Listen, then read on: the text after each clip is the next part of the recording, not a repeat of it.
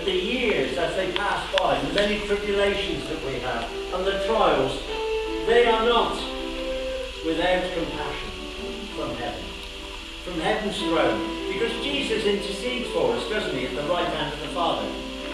He's there interceding for us when we die. Because he says, the death, oh, where is thy sting? He is there interceding for us before the Father.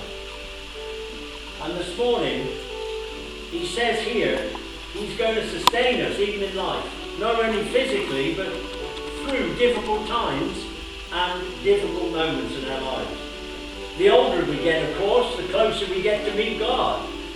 If you think about it, some to everlasting life, some to everlasting disaster and punishment. It depends, as Margaret preached this morning, on your love for Jesus and on your hope of eternity. Is your hope one that you will embrace God and have him say to you, well done, my true and faithful servant? Because that's the words I want to hear. I want to know that Jesus loves me and that he's going to stand up there and intercede for me when those books are open. Through all the trials and the heartaches of life, he's up there and he's dusting us off when we fall. He's dressing us down, and then he says, now come on, stand up. I'm with you. I'm not taking away the pain and the suffering, but I'm going to be there right with you because that's what I do. And he's going to dust us off and let us go on our way. And he's going to be there when we stumble again. That's how Jesus, isn't it wonderful when you think about Jesus like that? Jesus never said he'd take away the pain. He never said he'd take away all the suffering. Yes, he can heal us. He can heal us if it's God's will.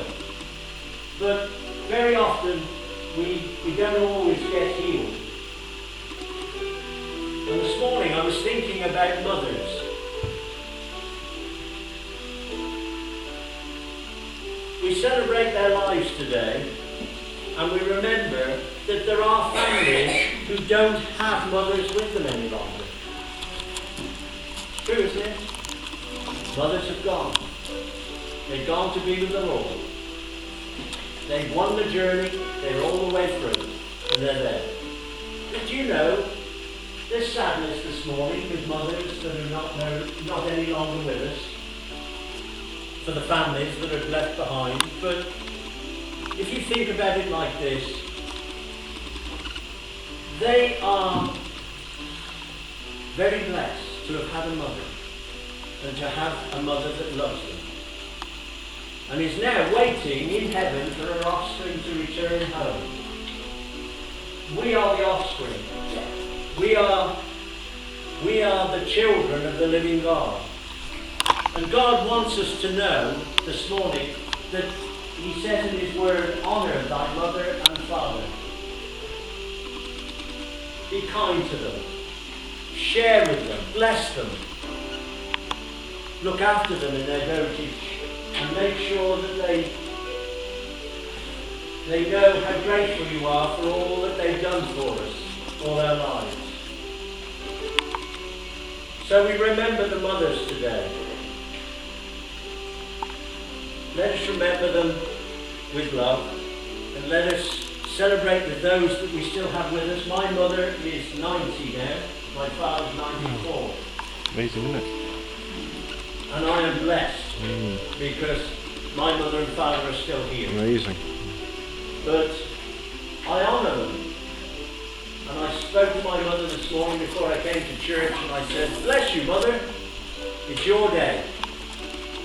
And we all remember you, you mothers, because of what you've done for us. Jesus had a mother, Mary, and she bore him in the flesh, and he cherished her. But he knew that she was still a sinner and needed to be saved by grace. We all have to be saved by grace.